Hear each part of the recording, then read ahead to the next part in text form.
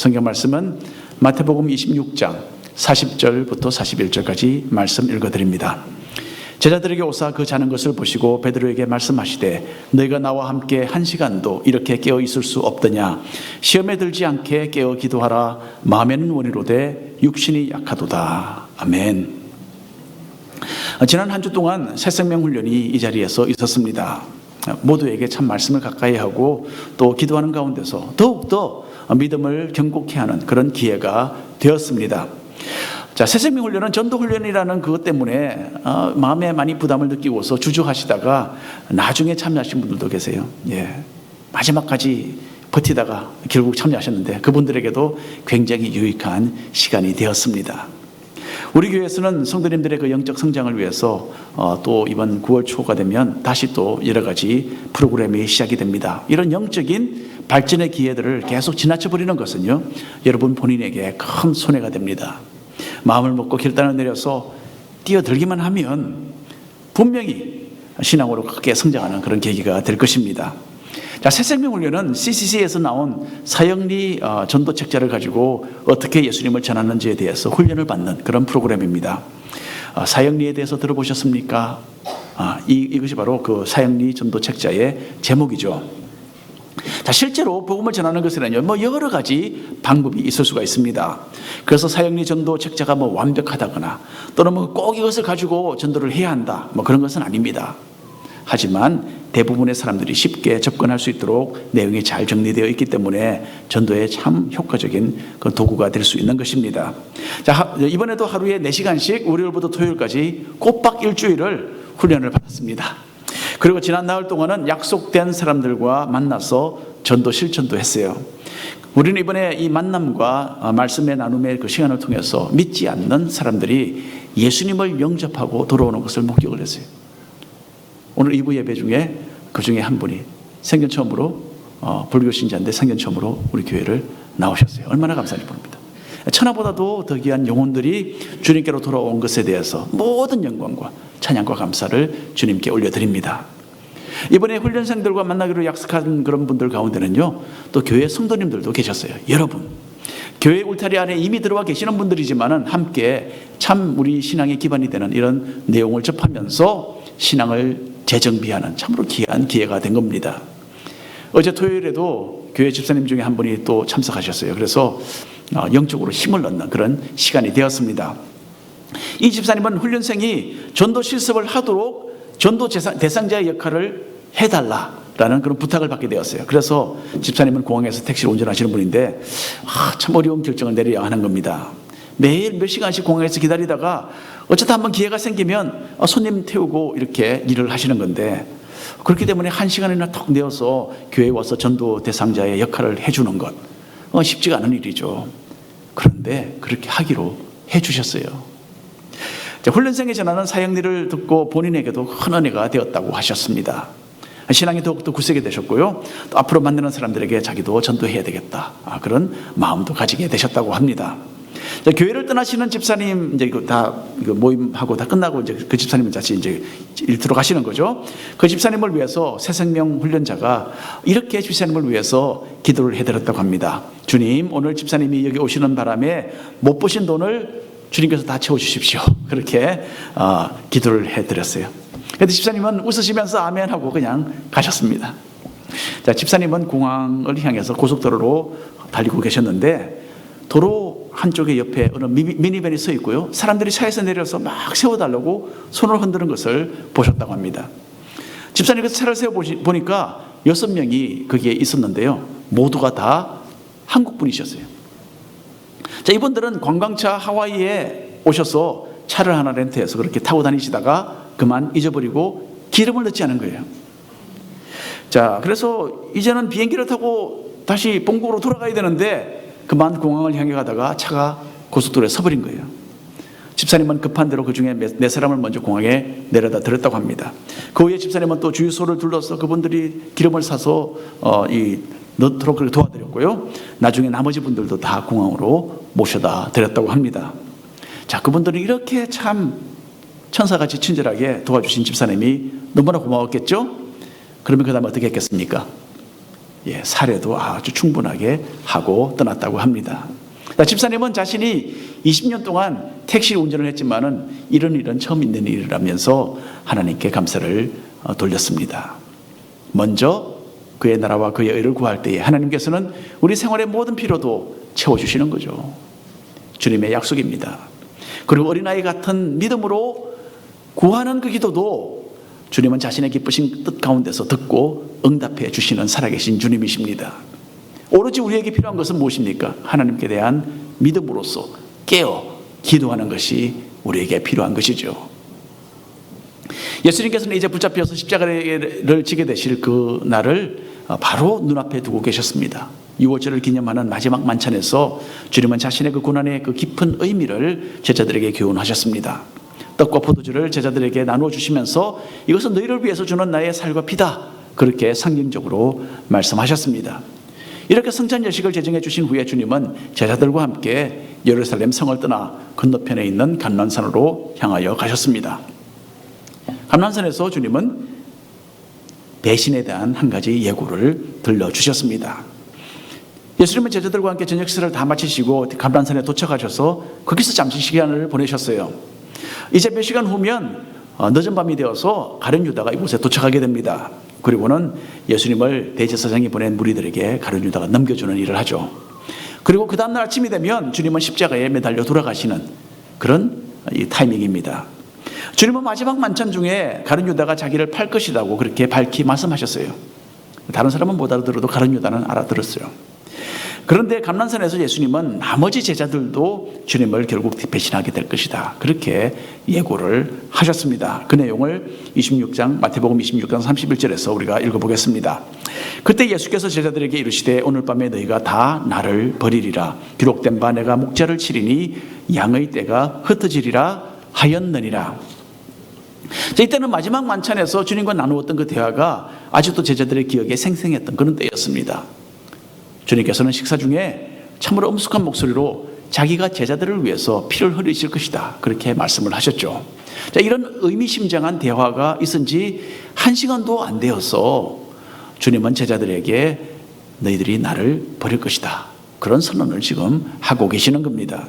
주님의 말씀을 듣고 베드로는 가만히 있을 수가 없었습니다. 그 내용 우리가 한번 함께 읽어보겠습니다. 마태복음 26장 33절 말씀입니다. 베드로가 대답하여 이르되 모두 주를 버릴지라도 나는 결코 버리지 않겠나이다. 예수님의 제자들 중에서 베드로는 특별히 열정적인 사람이었어요. 그리고 자신만만해서 늘 앞장서기를 좋아했습니다. 이런 성격 때문에 베드로는 다른 제자들이 하지 못한 일도 해내기도 했습니다. 베드로는 주님과 함께 무리를 걸었던 유일한 제자입니다. 제자들은 배를 타고 어느 날 가다가 무리를 걸어오시는 예수님을 보고 유령인 줄로 알고 그냥 다 두려워했어요. 그러나 주님이 두려워하지 말라, 나다, 그렇게 말씀하시자 베드로는 대뜸 예수님께 한 가지 부탁을 합니다. 만일에 주님이시라면 나를 무리로 걸어서 주님께로 가도록 좀 한번 허락해 주십시오. 그렇게 아주 주님께 용감하게 부탁을 했습니다. 주님께서 허락하셨어요. 베드로는 실제로 배에서 물로 뛰어내렸습니다. 한번 생각해 보십시오. 내가 뛰어내려도 이 물이 나를 받쳐줄 것이다, 그렇게 생각한 거죠. 실제로 배에서 번쩍 뛰어내려서 물 위를 뛰어내렸어요. 빠지지 않는 겁니다. 그래서 그렇게 해서 물 위를 걸어서 주님께로 다가갔습니다. 물론 잠시 후에는 의심과 함께 두려운 마음이 생겨서 물속에 빠져들어갔죠. 하지만 모든 제자들 중에서 베드로 홀로 물 위를 걸었다라는 것은 우리가 높이 인정할 수밖에 없습니다. 그리고 또 베드로는 예수님께서 하나님께서 보내신 구원자 메시아이신 것을 아주 당당하게 선언했던 사람입니다. 이 신앙 고백을 들으시고 예수님은 베드로를 칭찬하셨어요. 하나님께서 너에게 이 사실을 알게 하셨구나, 그렇게 예수님이 말씀해 주셨습니다. 그리고 이 베드로의 이 신앙 고백 위에 자신의 교회를 세우겠다, 그렇게 말씀하셨습니다. 또 있습니다. 베드로에게 주님은 천국 열쇠를 맡겨서 복음의 말씀으로 많은 사람들을 구원하게 될 것이다, 그렇게 또 예언해 주셨습니다. 얼마나 엄청난 그런 참 앞장서서 지도력을 가진 그런 베드로인지 우리가 여기서 볼 수가 있습니다. 이런 화려한 경력이 있는 베드로는 여기서 또다시 앞장서서 정말 호언장담을 하게 됩니다. 여기 있는 다른 모든 제자들은 주님을 버린다 하더라도 나는 그럴 일이 없습니다. 그렇게 선언하고 있는 겁니다. 자기는 일반 제자들과는 확실히 다르다는 뜻이죠. 여기에는 자신만만한 그 베드로의 성격뿐만 아니라 또한 교만한 마음도 물론 내포되어 있었습니다. 자, 이 말을 듣고 주님은 다시 말씀하셨어요. 34절과 35절 말씀인데 한 절씩 나눠서 읽겠습니다. 예수께서 이르시되 내가 진실로 내게 이르노니 오늘 밤 닭 울기 전에 네가 3번 나를 부인하리라. 주를 부인하지 않겠나이다. 예, 감사합니다. 자, 베드로는 또다시 주님의 말씀은 자기에게는 적용이 될 수 없습니다 라는 식으로 당당하게 주장을 하고 있습니다. 물론 베드로는 예수님께 충성을 다하겠다라는 진심 어린 마음으로 이렇게 말을 한 겁니다. 하지만 자기 자신에 대해서 과대평가를 하고 있었고요, 스스로의 그 나약함에 대해서는 깨닫지 못하고 있었던 것입니다. 1980년대 말에 미국의 참 유명하다는 텔레비전 부흥 강사들이 연달아 죄를 짓고 쓰러진 일들이 있었어요. 저는 그 당시에 지미 스와글트라는 목사님을 참 많이 좋아했습니다. 그분은요, 특징이 설교를 할 때 성경책을 들고 막 흔들면서 이렇게 또 막 던지기도 하고 이렇게 설교를 하셨어요. 저는 그렇게 못하는데, 예, 그래서 또 열정적으로 이렇게 설교를 하셨고 또 자주 눈물과 함께 하나님을 향한 그런 아주 참 헌신된 그런 마음이 그대로 보여지는, 예, 그런 목사님이셨어요. 이번은 또 아프리카 선교지를 방문하면서 선교사들을 격려하는 그런 모습을 목사님의 그 TV 프로그램을 통해서 그렇게 방송하기도 했습니다. 또 지미 스와글 목사님은 목회자들을 위해서 학교도 세우고 그런 참 좋은 일도 많이 하셨어요. 저는 그때 와이키키 식당에서 일을 하면서 대학교 공부를 했습니다. 아르바이트를 했죠. 그 가운데 참 좀 가난했습니다만은 적지만 한 달에 몇십 불씩 지미 스와글 목사님의 그 사역을 위해서 멀리 본토로 제가 체크를 써서 헌금도 하기도 했습니다. 그런데 여러분, 어느 날 그 목사님의 얼굴이 대문짝만하게 신문에 실렸어요. 창녀와 함께 어느 호텔방에 있었다. 딱 그렇게 내용이 TV와 또 신문에 폭로가 되었습니다. 자, 함께 신앙생활하던 친구가 이 이야기를 저에게 알려준 겁니다. 그러면서 네가 정말 좋아하던 그 목사님인데 봐라, 이렇게 형편없는 사람이었어, 비난을 하는 거예요. 저는 그 말을 듣고 아무리 신령한 사람이라 하더라도 인간이기 때문에 범죄할 수 있는 연약함이 있다라는 것은 우리가 인정해야 된다, 그렇게 대답을 했습니다. 그리고 또 그런 목사님이 넘어진다면 보통 사람들은 기회만 주어진다면 얼마나 더 쉽게 넘어지겠느냐, 그렇게 제가 답변을 했습니다. 그리고는 그 목사님을 위해서 기도해드렸던 그런 기억이 납니다. 지미 스와글 목사님은요, 눈물로 회개했습니다. 그런데 그 후로 그 목사님의 사역은 완전히 힘을 잃고 말더군요. 얼마 전에 제가 한 1년 된 것 같아요. 케이블 TV를 좀 보다가 거기 보니까 지미 스와글 목사님의 이 TV 프로그램이 여전히 나오더라고요. 근데 요즘 옛날처럼 그렇게 나오지는 않는데 여전히 그곳에서 사역을 하는 그런 모습을 제가 보았습니다. 자, 이렇게 실패하기 전에 지미 스와글 목사님은 죄에 대해서, 인간의 죄에 대해서, 이 미국 사회의 죄에 대해서 엄청나게 불과 같은 그런 목소리로 아주 강력하게 정죄하는 그런 설교를 주로 많이 하셨어요. 그런데 자기 자신의 허점은 간과하는 그런 잘못을 범했던 것이죠. 자, 우리는 베드로가 실패한 이야기에 대해서 참 잘 알고 있습니다. 주님의 말씀대로 그날 밤에 예수님을 모른다라고 3번이나 부인하게 됩니다. 베드로에게는 주님을 위한 남다른 열정이 있었어요. 하지만 자기 속에 연약함이 있다라는 이것에 대해서는 미처 알지 못했던 것입니다. 우리 또한 우리 자신들을 좀 많이 모르고 있습니다.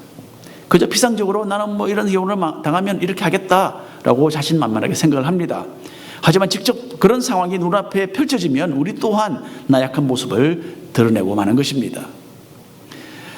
사실 베드로와 같이 직접적으로 예수님을 부인하는 일은 우리가 보통 하지 않습니다. 하지만 왜 그러냐면요, 우리의 신앙을 뒤흔들 만한 그런 다급한 그런 압박적인 그런 어떤 상황을 우리가 대하지 않기 때문에 그래요. 그런데 우리는 다른 쪽으로, 다른 방향으로, 다른 모습으로 주님을 자주 부인합니다.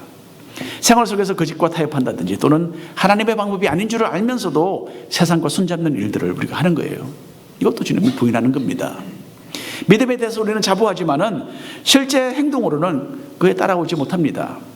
우리는 참 베드로와 같은 사람들의 한편 말로는 무엇이든지 우리는 다 할 수 있습니다. 하지만 실천에 있어서는 약하고 우리가 믿고 따르는 주님께 미안한 일을 많이 범하는 것이 사실입니다. 주님은 제자들에게 또 이렇게 말씀하셨어요. 32절에 있는 말씀입니다.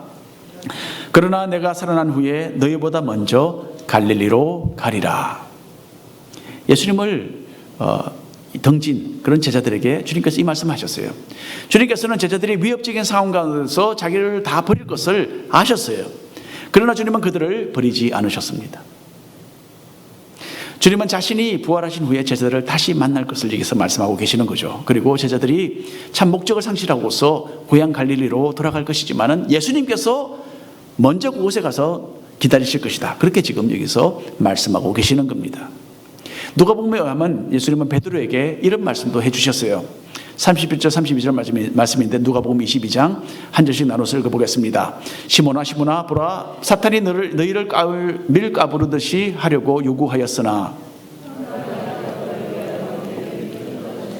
기도하였으니 너는 돌이킨 후에 내 형제를 굳게 하라. 자, 마치 사탄이 욥을 대적해서 시험하게 해달라고 예수님 하나님께 요구했듯이 이번에는 베드로를 넘어뜨리려고 사탄이 시도를 하고 있었던 겁니다.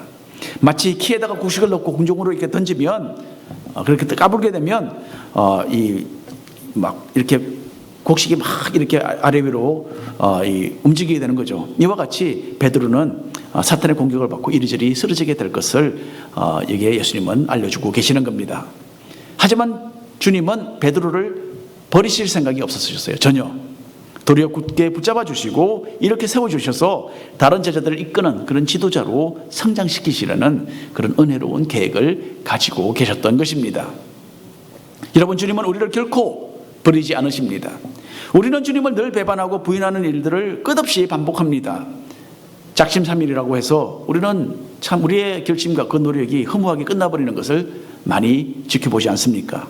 하지만 주님은 이 모든 것을 미리 아시고 우리를 위해서 인내하시며 기도하고 계십니다.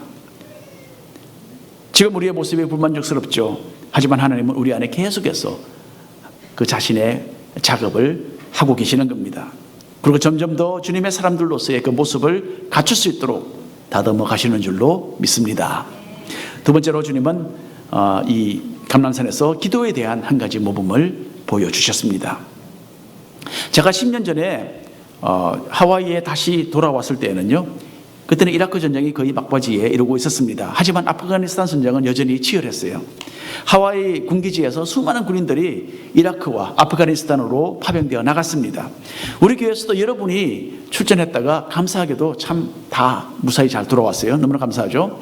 전쟁의 위험 속으로 뛰어드는 군인들의 마음은 어떻겠습니까? 불안과 긴장감이 분명히 있을 것입니다.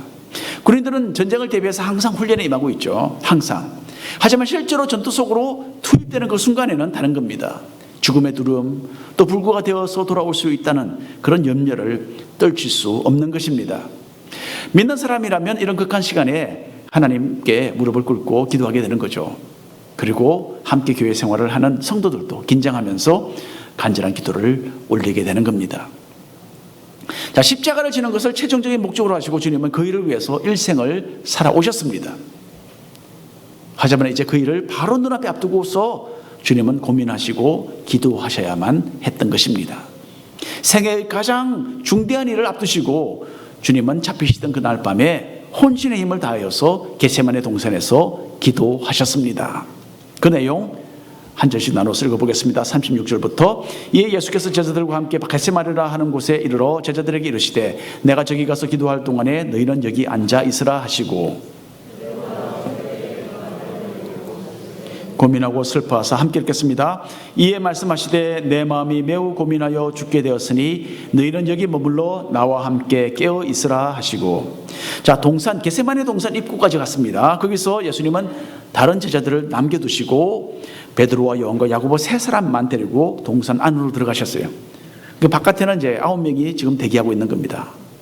그리고 안에는 12제자 중에 3명이 예수님과 함께 들어갔죠. 주님은 자기가 짊어져야 할 그 십자가의 그 고난에 대한 중압감 때문에 가장 가까웠던 이 3명의 제자들을 가까이 두고 계시기를 원했던 것입니다. 이 3사람은 변화산상에서 예수님과 함께 있었던 사람들이에요. 특별히. 그리고 거기서 주님의 참으로 영광스러운 모습을 목격했습니다. 하지만 겟세마네 동산에서 이 3사람은요, 주님의 전혀 다른 모습을 이제 보게 됩니다. 주님은 세 제자에게 자신의 고민과 슬픔과 내적인 고통으로 인한 괴로움을 있는 그대로 표현해서 보여주신 겁니다. 자, 지금까지 이런 나약해 보이는 주님의 모습을 본 적이 없던 제자들은 주님의 이런 모습을 보고 많이 놀랐겠죠. 게다가 주님은 제자들에게 너희들은 함께 기도해야 한다, 그렇게 말씀을 하셨어요. 지금의 이 상황이 매우 매우 심각하다라는 것을 주님은 그들에게 말씀하고자 하셨던 것입니다. 39절 말씀을 읽어드립니다. 조금 나아가서 얼굴을 땅에 대시고 엎드려 기도하여 이르시되 내 아버지여, 만일 할만하시거든 이 잔을 내게서 지나가게 하옵소서. 그러나 나의 원대로 마시옵고 아버지의 원대로 하옵소서. 겟세마네 동산 안쪽에 이 세 제자를 남겨두시고 기도할 것을 명하신 주님은 혼자 좀 더 들어가신 거죠. 그리고 땅에 엎드려서 간절하게 기도하셨다고 여기에 기록되어 있습니다. 자, 일반적으로 유대인들은 기도할 때 이렇게 서서 기도를 했습니다. 무릎을 꿇는 것 또는 엎드리는 것은 특별히 다급하고 절실한 기도의 시간에 취할 수 있는 그런 자세를 말합니다. 그리고 또 여기 보니까 특별히 슬퍼하셨다라고 기록이 되었어요. 확실하게 여기 적혀있지는 않지만 아마도 주님은 울면서, 슬퍼하시면서 울면서 기도하신 것 같아요. 예수님께서 기도하신 내용은 무엇입니까? 하나님의 그 진노의 잔을 피하고 싶다라는 내용이었어요. 십자가의 죽음은 주님께 고통스러운 길이었어요. 하지만 주님은 육신의 고난과 죽음을 두려워하신 것이 전혀 아니었습니다. 주님의 고통은 인간의 이해를 훨씬 초월하는 신적인 고통이었어요. 이 컵이라는 것, 이 잔이라는 것은요, 진노를 의미합니다. 진노의 잔이죠. 예수님은 인류의 죄를 다 짊어지시고 이 세상의 모든 인간이 받아야 할 하나님의 심판을 한꺼번에 대신 받으실 예정이었어요. 인간을 대표해서 하나님의 그 진노의 잔을 받는 것은 하나님으로부터 외면당하는 그 고통을 수반하는 일이었습니다. 이것은요, 창세 전부터 성부 하나님과 성자 예수 그리스도께서 함께 누렸던 그 사랑과 일치와 그 교제가 단절되는 것을 의미했습니다. 이때만은 하나님께서 자신의 아들인 예수 그리스도께 등을 돌리셔야만 하는 것이었어요. 그래서 주님은 나중에 십자가 위에서 하나님을 부르시면서 나의 하나님, 나의 하나님, 어찌하여 나를 버리셨나이까 라고 절규하시면서 운명을 하셨던 것입니다. 바로 그 고통을 이야기하는 겁니다. 우리는 아버지 하나님과 아들 예수님 사이에 일어나야만 했던 이 단절의 고통이 무엇인지를 결코 이해할 수 없을 것입니다. 인간의 가장 가슴 아픈 고통이 무엇일까 한번 생각을 해봤습니다. 그것은 죽음으로 인해서 부모와 자식이 헤어지는 그 고통이 아닐까. 아마도 이 고통이 몇천 배로 확대된 것이 바로 하나님 아버지와 아들 예수 그리스도께서 경험했던 그 고통이 아니었을까 한번 생각을 해보게 됩니다. 주님은 영원전부터 단 한순간도 하나님 아버지와의 그 관계가 끊어진 적이 없었습니다. 하지만 온 인류의 과거와 현재와 미래의 모든 죄를 다 짊어지고 돌아가셔야 했기 때문에 하나님과 단절되는 것을 경험하시는 것이 불가피했던 것입니다. 우리가 상상할 수도 없는 이 엄청난 고통에도 불구하고 주님은 자신의 원대로 하지 않으시고 아버지의 뜻을 따르셨습니다. 이 길만이 인간을 죄에서 구하는 유일한 길이었기 때문입니다. 그래서 주님은 나의 원대로가 아니라 아버지의 원대로 되게 해달라고 그렇게 기도를 하신 것입니다. 자, 여기서 우리는 주님의 참으로 위대한 기도의 모범을 엿볼 수가 있습니다. 기도는 물론 하나님께 우리의 소원을 알리는 것이죠.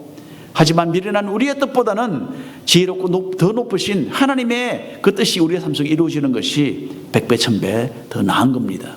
그것을 제대로 인식하는 것이 기도의 중요한 원리가 되겠습니다. 그래서 기도의 올바른 자세는 나의 뜻이 아니라 아버지의 뜻이 이루어지기를 원하는 것임을 꼭 기억하시기를 바랍니다. 세 번째로 주님은 감람산에서 제자들에게 시험에 대한 대비를 시키셨습니다.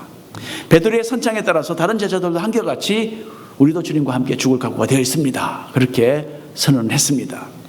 하지만 제자들은 예수님의 그 가장 고통스러운 순간에 주님과 함께 깨어 있어서 기도하지 못했습니다. 주님을 위해서 죽기까지 하겠다라고 했던 사람들인데 주님과 함께 그 한 시간 깨어 있지 못한 겁니다. 그 한밤중에 쏟아지는 그 잠을 견딜 수 없었기 때문이죠. 마태복음 26장 40절 41절 한 절씩 나눠서 읽겠습니다. 제자들에게 오사 그 자는 것을 보시고 베드로에게 말씀하시되 너희가 나와 함께 한 시간도 이렇게 깨어 있을 수 없더냐. 깨어 기도하라. 마음으로는 원이로되 육신이 약하도다. 예수님께서는 제자들에게 날 위해 기도해 달라라고 부탁하신 것이 아니었어요. 그때는 제자들도 자기 자신들을 위해서 기도해야 할 다급한 시간이었던 겁니다. 그래서 너희는 여기서 기도하라고 했을 때에 너희 자신들을 위해서 기도하라라는 뜻이었던 겁니다. 주님께서는 인간의 상상을 초월하는 그런 고통을 앞두고 계셨어요. 맞습니다. 하지만 제자들도 참으로 심각한 영적인 시험의 그 순간을 맞이하고 있었습니다.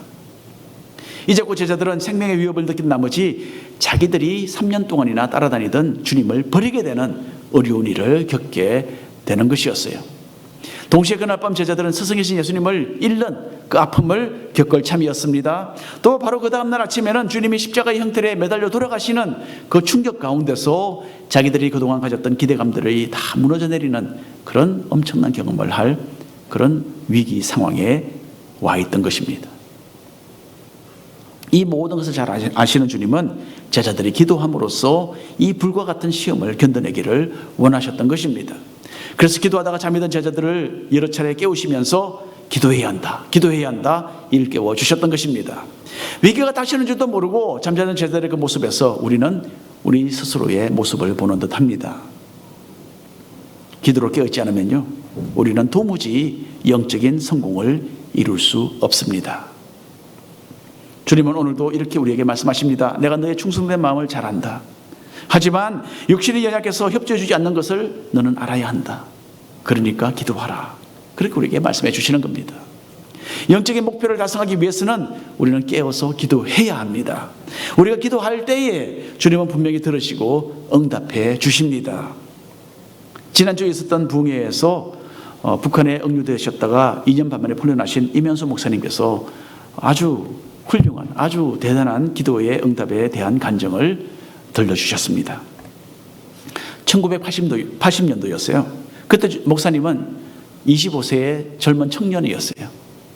25세면 저 아들 바울이보다도 한 살이 더 어린 그런 이 목사님의 젊은 시절이었는데, 그때 장충체육관에서 열릴 집회를 위해서 10대 청소년들 15,000명을 모집하는 책임을 맡으셨대요. 얼마나 엄청난 일입니까? 미국에서 빌리 그레엄 목사님과 또 사역리를 쓴 CCC의 빌 브라이트 박사님, 그리고 달나라에 갔다 온 제임스 얼빈 대령 등의 참 유명한 강사들을 모시는 그런 집회였어요. 청소년들을 위한 그 집회에 이면수 목사님께서 그 젊은 나이에 그렇게 큰 책임을 맡으셨던 겁니다.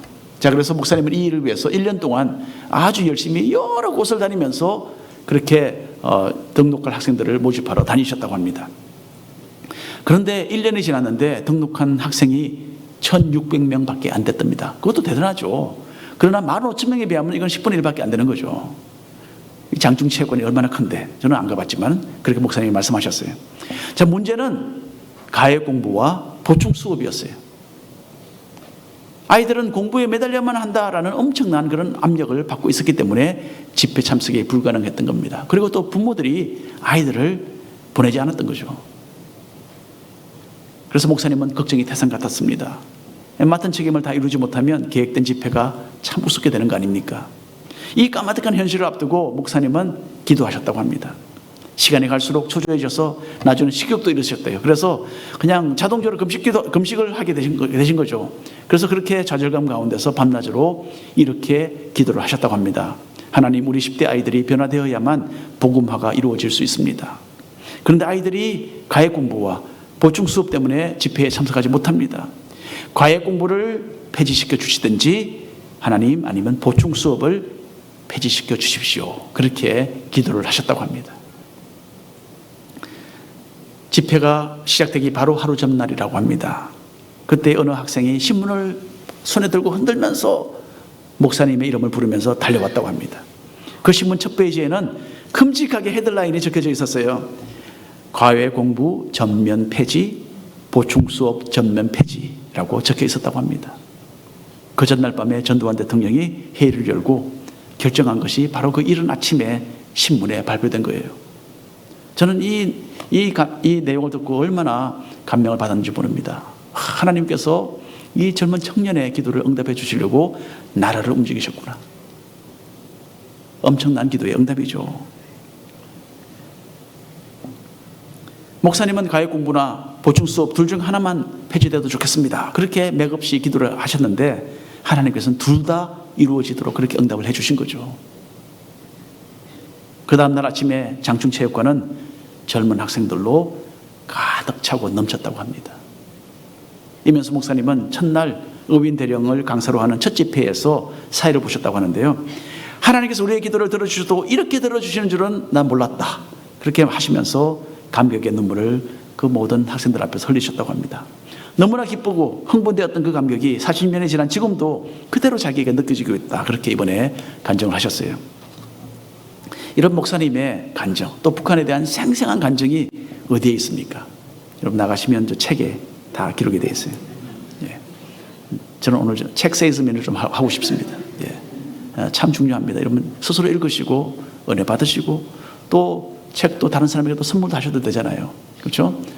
그래서 책 꼭 사시고 여러분 스스로 읽어보시기를 바랍니다. 북한에 대한 간증은 너무나 생생해서 여러분들에게 오래 기억에 남을 겁니다. 자, 목사님의 기도 그대로 그때 헌신했던 학생들이요, 선교사들이 되어서 지금도 전 세계에 나가서 사역을 감당하고 있다고 합니다. 여러분, 하나님은 우리의 기도를 들으시고 응답하시는 놀라우신 분이십니다. 오늘 결론의 말씀을 드립니다. 베드로는 진심으로 주님께 충성하겠다라고 따르겠다고 선언을 했어요. 하지만 자신의 그 연약한 육신에 대해서는 깨닫지를 못했던 겁니다. 그래서 죽기까지 주님을 따르겠다던 그 사람이 생애의 가장 고통스러운 시간을 지나시던 주님 곁에서 잠시 동안 깨어 있어서 기도도 하지 못했던 겁니다. 그만큼 우리 인간은 연약한 겁니다. 그리고 결국 베드로는 주님을 3번 모른다고 부인하는 그 실패를, 그 뼈아픈 실패를 경험하고야 말았습니다. 여러분, 주님은 우리의 연약함도 잘 알고 계십니다. 부족해서 실패하고 넘어져도 그러나 우리를 결코 버리지는 않으십니다. 그런데 그렇다고 해서 우리의 이 나약한 상태 가운데 가만히 머물러 있는 것을 또 주님은 결코 원하지 않으세요. 우리를 영적으로 성장시키시기를 원하십니다. 여러분 어떻습니까? 영적으로 좀 성장하기를 원하십니까? 좀 더 힘찬 그 믿음의 사람들로 발전하기를 원하십니까? 우리가 기도할 때 주님은 듣고 응답하십니다. 우리의 연약함을 바꾸어서 갖가지 시험을 이기고 자신의 크나크신 그 뜻을 이루는 능력 있는 일꾼이 되게 하시는 겁니다. 깨어 기도하라 라는 주님의 음성을 듣고서 이제는 육신의 그 연약함을 다 털어버리고 일어나서 기도로 힘차게 앞을 향하여 전진해 나가시는 우리 성도님들 되시기를 축원합니다. 기도하겠습니다.